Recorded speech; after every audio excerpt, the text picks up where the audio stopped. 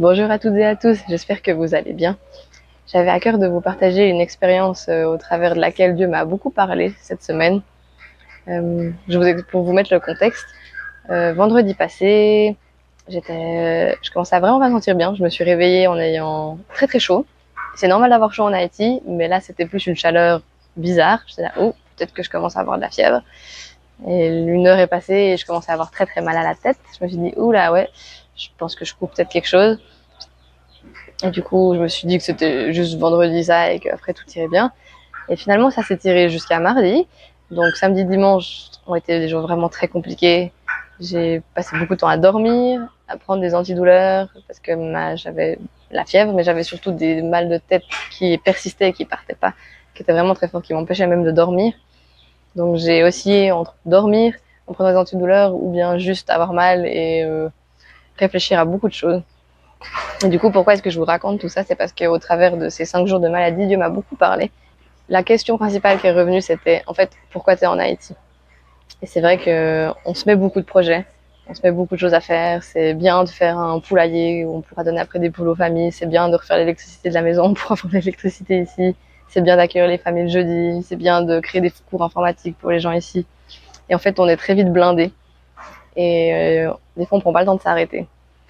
Et ce que Dieu m'a beaucoup dit, c'est en fait pourquoi tu es en Haïti. Oui, c'est bien de faire des projets et il faut faire des projets. Je dis pas que je viens ici pour rien faire, mais qu'il y a une balance à trouver en fait. Et que là, mon corps, il a juste dit stop. En fait, oui, tu fais beaucoup de choses, c'est bien, mais t'es pas là non plus que pour ça.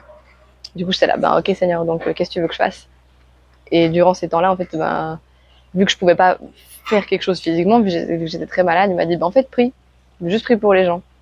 Et du coup, ben les temps où je dormais pas, en général. Je prenais juste du temps où je priais pour les gens que je connaissais, je priais pour les gens qui je savais vivaient des choses pas faciles ou des gens qui je sais sont dans la maladie. Ça rapproche beaucoup quand toi t'es malade de prier pour des gens qui sont aussi malades parce que tu te rends compte que t'as vraiment très très envie d'être guéri et que ce serait bien que ces gens soient guéris aussi.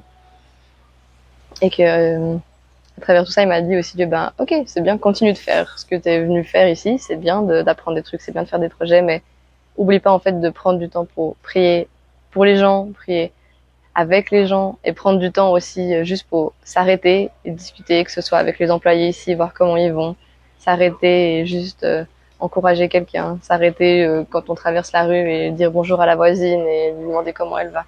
Parce qu'en fait, d'abord, ce qui est important, c'est, oui, c'est bien de faire des projets, mais ce qui est important, c'est les relations aussi avec les gens qu'on met ici et de pouvoir leur apporter ben, Jésus.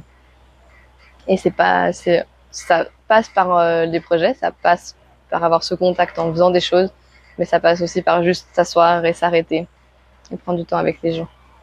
Voilà, et je vous encourage parce que je sais qu'en Suisse, on est très doué, moi la première, pour se mettre des plannings extrêmement chargés.